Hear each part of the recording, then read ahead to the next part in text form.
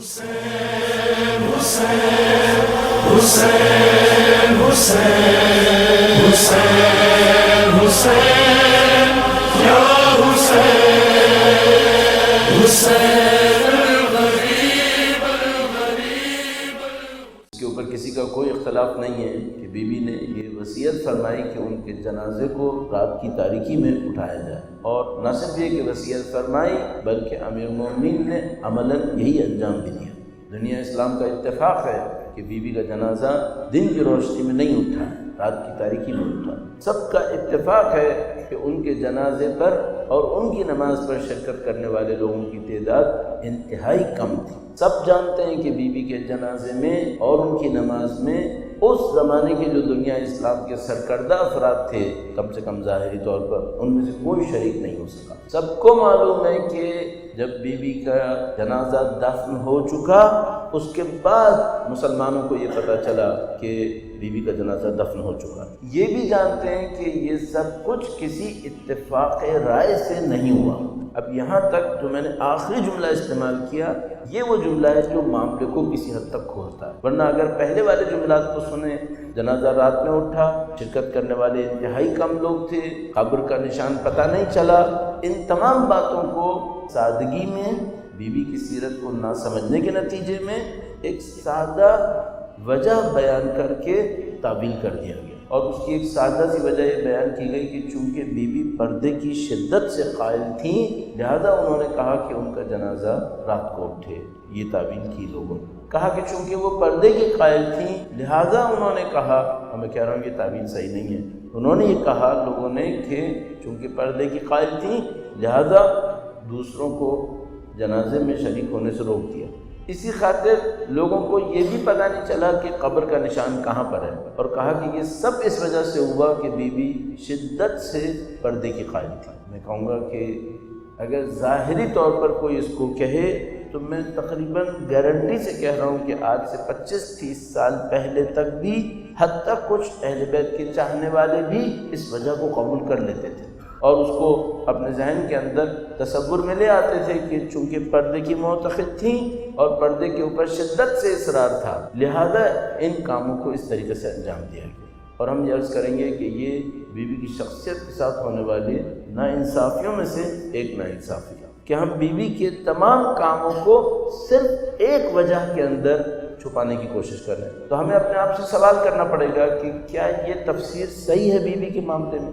تو ہم پوچھنے کا حق رکھتے ہیں، اور ہم کہیں گے کہ اگر انہوں نے پردے کی وجہ سے یہ سب کہا ہوتا تو اپنی حیات طیبہ میں اپنے ارادے اور اختیار کے ساتھ دربار تک اور مسجد تک کیوں تشریف لے گئے؟ اگر وہ اپنی شہادت کے بعد اٹھنے والے جنازے میں یہ سارے احکامات ارشاد فرماتی ہیں اور مقصد صرف پردہ تھا، تو اپنی زندگی میں انہوں نے کیوں بعض ایسے کام کیے کہ جو اس قسم کی پردہ داری کے مطابقت نہیں رکھتے؟ مثال کے طور پر اگر وہ اپنی زندگی میں یہ ارادہ کر سکتی ہیں کہ وہ خود مسجد میں تشریف لے جائیں بے نفس نفیس اور اپنے حق کا دفاع کریں، تو کیا جنازے کے معاملے میں یہ احتیاط کریں گی کہ جنازے میں کوئی شریک نہ ہو اس وجہ سے کہ پردہ کرنا؟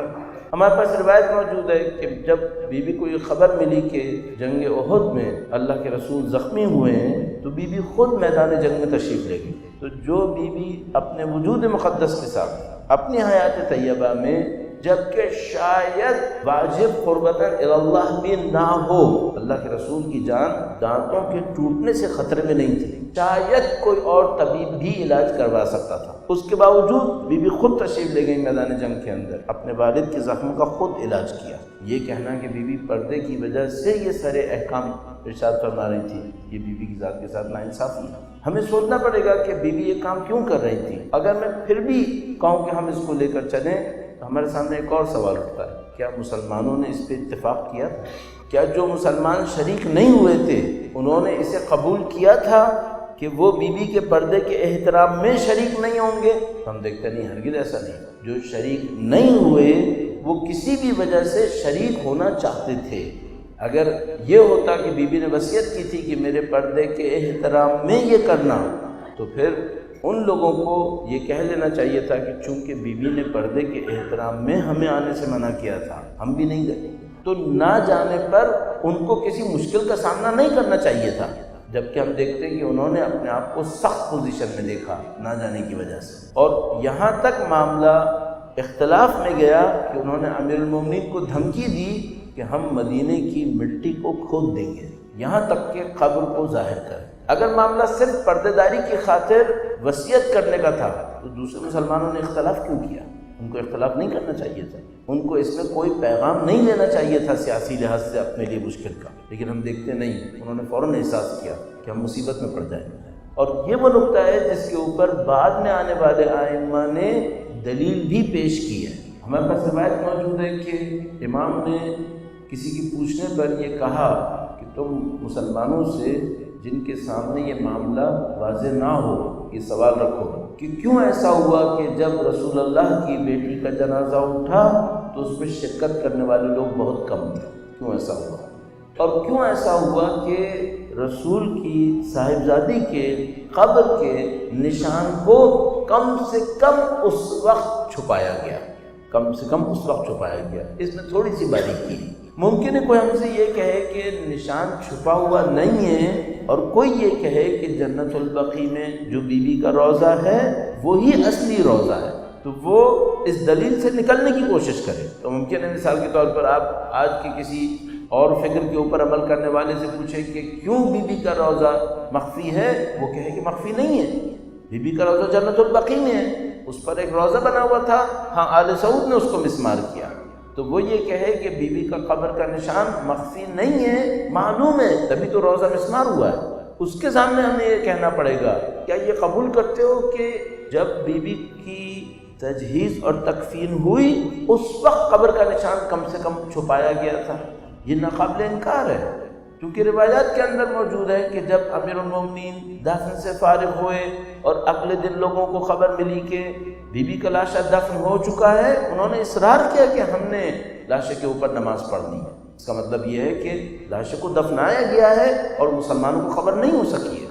یہ جھگڑا اتنا آگے بڑھا ہے کہ لوگوں نے اصرار کیا ہے کہ ہم مٹی کھودیں گے، یہاں تک کہ قبر کو نکالیں گے، لاش کو نکالیں گے۔ اس کا مطلب یہ ہے کہ مسلمان قطعاً اس موقع پر کم سے کم قطعاً نہیں جانتے تھے کہ قبر کہاں پر ہے۔ تو اب ہمارے سامنے ایک سوال ہے، وہ حالات کون سے حالات ہیں جس کے اندر بیوی کی قبر کے نشان کو کم سے کم اس وقت چھپانے کی کوشش کی گئی؟ کیوں یہ کام کیا گیا؟ اس کی حکمت کیا تھی؟ تو دو جواب فوراً ہمارے سامنے آئیں گے، اور وہ دو جواب یہ ہیں کہ ایک ان لوگوں سے روکنے کے لیے کیا گیا تھا جو بی بی کے جنازے میں شریک ہو کر بی بی اور اپنے درمیان اختلافات کا انکار کرنا چاہ رہے تھے۔ وہ چاہتے تھے کہ ہم جنازے میں شریک ہوں، ہم نماز میں شریک ہوں، ہم بی بی کے روضے کو تعمیر کریں، اور دنیا کے سامنے یہ پیغام نہ پہنچ سکے کہ ان کے اور بی بی کے درمیان کوئی اختلاف تھا۔ امیر المومنین نے قبر مقدس کو پنہا کیا، بی بی کی وصیت کے مطابق جنازہ رات میں اٹھا، کوئی جنازے میں شرکت نہیں کر سکا، اور سب بی بی کی وصیت کے مطابق، نہ اس وجہ سے کہ پردے میں شدت کی قائم تھی، بلکہ اس وجہ سے کہ بی بی واضح طور پر ایک حکم پہنچانا چاہتی تھی مسلمانوں تک کہ یہاں پہ کوئی اختلاف ہے، اور یہ اختلاف یقیناً کوئی سلیقے یا طریقے کا اختلاف نہیں تھا، اور یہ اختلاف بس اتنا بھی نہیں تھا کہ کوئی جائیداد بی بی سے چھینی گئی ہے جس کی خاطر بی بی نے اختلاف کیا ہے۔ یہ اختلاف وہ اختلاف تھا جس کو حل کرنے کے لیے بی بی رات کے موقع پر انصار کے گھروں تک گئی ہے۔ یہ وہ اختلاف تھا جس پر بی بی نے تفصیل سے اپنے بیانات پیش کیے جب خواتین بی بی کی بیماری کی حالت میں ان سے ملنے کے لیے آئیں۔ یہ سب کا سب موجود ہے۔ ان سارے اختلافات کو، ان سارے دلائل کو ایک جملہ کہہ کے چھپانا کہ یہ سب پردے کی وجہ سے تھا، یہ انتہائی سادگی ہے، اور ہم کہیں گے کہ نادانی ہے۔ یہ بہت سادہ سا معاملہ ہے، اور وہ یہ ہے کہ کچھ لوگ ہیں جنہوں نے اسلام کے ساتھ حق تلفی کی ہے، اسلام کے حق میں کوتاہی کی ہے، اسلام کے راستے کو تبدیل کرنے کی کوشش کی ہے۔ بی بی نے اس انحراف پر اعتراض کیا، اس اعتراض کو دوسرے لوگوں نے قبول نہیں کیا، اور بی بی کے ساتھ حق تلفی کو اور بڑھایا۔ اس حق تلفی کو اتنا بڑھایا کہ بی بی کے گھر پر پہنچ کر اس دروازے کی حرمت کو پامال کیا جس کے سامنے اللہ کے رسول 6 مہینے کھڑے ہوتے ہیں، جس دروازے کی حرمت کا اظہار اللہ کے رسول نے اپنی وفات سے 6 مہینے پہلے السلام علیکم یا اہل بیت النبوہ روزانہ کہہ کر ثابت کیا تھا۔ انہوں نے یہ سارے کام کیے تھے۔ جب انہوں نے سارے کام کر لیے تو بی بی نے احتجاجاً مسلمانوں کو پیغام پہنچانے کے لیے کہ یہ لوگ اسلام کے حق سے دور ہو چکے تھے، یہ لوگ اہل بیت اطہار علیہ السلام کے نزدیک مورد تائید نہیں تھے، اس پیغام کو پہنچانے کے لیے بی بی نے اپنی وصیت کا سہارا لیا اور انہوں نے کہا کہ میرے جنازے میں کوئی شریک نہیں ہوگا۔ یہ حالات بہت واضح ہیں ہمارے سامنے۔ یہاں پر ہمیں بی بی کا ایک اعتراض نظر آتا ہے، ایک احتجاج نظر آتا ہے، اور اگر اس احتجاج اور اعتراض کو قبول کرتے ہیں تو پھر مسجد میں جانے والی بات بھی سمجھ میں آتی ہے۔ نہ پردے کی خاطر بلکہ احتجاج کی خاطر بی بی نے اپنے جنازے کو چھپانے کی کوشش کی، اور اس احتجاج سے بالکل موافق ہے ان کا دربار میں جانا۔ دربار میں جانا بھی احتجاج کی خاطر تھا۔ بالکل موافق ہے جنگ کے میدان میں ان کا ذاتی طور پہ جانا، کیونکہ وہ یہ ثابت کر رہی تھیں اپنی زندگی میں بھی کہ جہاں کہیں بھی دین اور رسول کے نام پہ ضرورت پڑی، فاطمہ میدان جنگ میں جانے کو بھی تیار ہے۔ بی بی نے اپنی ذات کے ہر پہلو سے اس فکر کو ثابت کیا تھا۔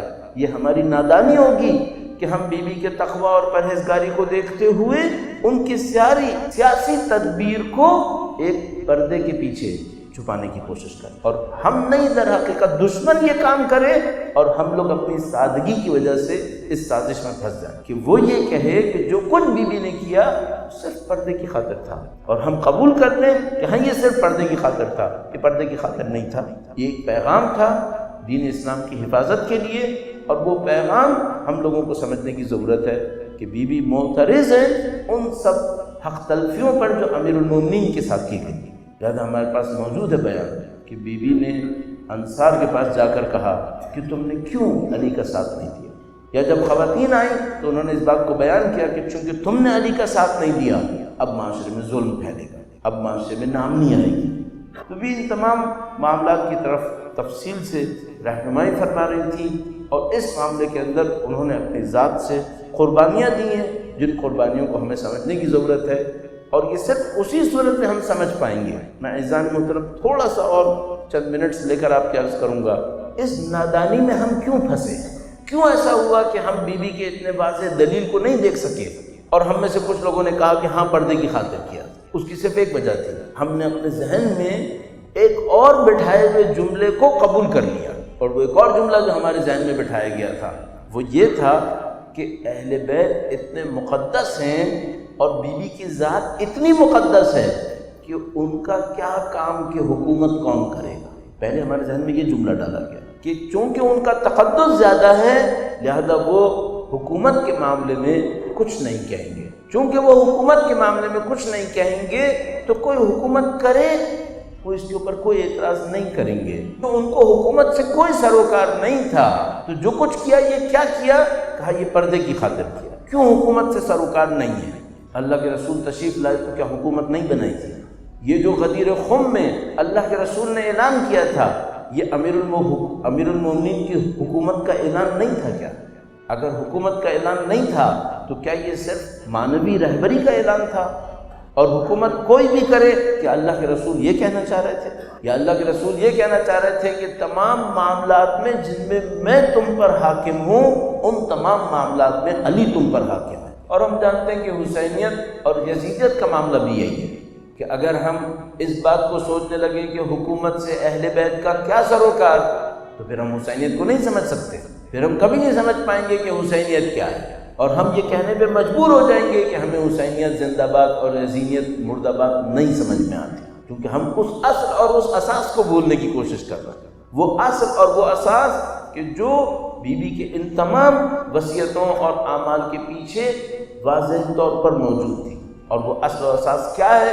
وہ یہ ہے کہ حکومت اور حاکمیت کا حق علی اور اولاد علی کے پاس ہے، اس کے علاوہ جو کچھ ہے وہ غصب ہے۔ بی بی نے اس کے اوپر اعتراض کیا تھا، اور اس اعتراض کی وجہ سے وہ سارے مسائل پیش آئے۔ اب یہ تھا کہ ہمارے سامنے مسائل کو اس اساس کو قبول نہ کرنے کی وجہ سے ہمارے سامنے مسائل کو الٹا کر کے پیش کیا گیا۔ ہمارے سامنے کہا گیا کہ بی بی نے یہ سارے کام پردے کی وجہ سے کیا، اور اس کے بعد جب ایک دفعہ اس بات کو قبول کر لیا تو پھر بہت سارے مسائل خود بخود ہمارے لیے پیچیدہ ہوتے چلے گئے۔ مثال کے طور پر جب بی بی نے اعتراض کرنا شروع کیا کہ جو کچھ ہوا وہ غلط ہوا، جو کچھ حکام نے کیا وہ غلط کیا، حق علی کے ساتھ تھا اور اولاد علی کے ساتھ تھا۔ جب بی بی نے اس اعتراض کو اٹھایا اور لوگوں نے اس اعتراض کا مقابلہ کیا تو اس کو چھپانے کے لیے یہ کہا کہ وہ بی بی کے رونے سے تنگ آ گئے تھے۔ وہ بی بی کے رونے سے تنگ نہیں آئے تھے، وہ بی بی کے حق کے اعتراض سے تنگ آ گئے تھے۔ ان کو پتا تھا کہ اگر بی بی اس طرح آواز بلند کرتی رہی اعتراض کے اندر تو معاشرہ تبدیل ہو جائے گا۔ تو مشہور یہ کیا کہ بی بی کے رونے سے تنگ آ گئے تھے۔ نعوذ باللہ، کیا بی بی کا وجود صابرہ نہیں تھا؟ کیا اپنے والد گرامی کی وفات پر صبر کرنا بی بی کی ذات کا تقاضا نہیں تھا؟ کیا خود رسول خدا کی وفات پر امیر المومنین نے صبر نہیں کیا تھا؟ یہ سب کام ہوئے تھے، یہ سب صبر سے گزرے تھے، صبر ان کی ذات کا حصہ تھا۔ لیکن جو کچھ دشمن چھپانا چاہتے تھے وہ اعتراض تھا جو بی بی کر رہی تھی۔ جب بی بی نے اعتراض کرنا شروع کیا تو مشہور کر دیا کہ چونکہ ہم رونے سے تنگ آ گئے لہذا ہم نے بی بی سے کہا کہ وہ باہر جا کر رویا کر۔ اگر یہی معاملہ تھا تو پھر وہ بیت الحزن کیوں تباہ ہوا جس میں بی بی جا کر بیٹھ جایا کرتی تھی؟ حتیٰ وہ درخت جس کے نیچے بی بی تشریف لے جایا کرتی تھی، بیٹھا کرتی تھیں، اس درخت کو بھی کسی نے کاٹا۔ کیوں یہ کام ہوا؟ کیا بی بی کے رونے سے ڈر رہے تھے؟ نبی کی بیٹی نبی کی وفات پہ رو رہی تھی تو کسی کو کیا اعتراض تھا اس کے اوپر؟ کون سے ان کی نیندوں میں خلل پیش آ رہا تھا؟ یہ نیند کا خلل نہیں تھا، یہ سیاسی نظام کا خلل تھا۔ وہ سیاسی نظام دیکھتا تھا کہ بی بی کا اعتراض لوگوں کے کانوں تک پہنچ رہا ہے۔ بی بی لوگوں کو یاد دلا رہی تھیں کہ تم نے نبی کے ساتھ کیے ہوئے وعدے پہ عمل نہیں کیا، اور اس اعتراض اور اس آواز سے بچنے کے لیے ان کاموں کو انجام دیا۔ مددی مددی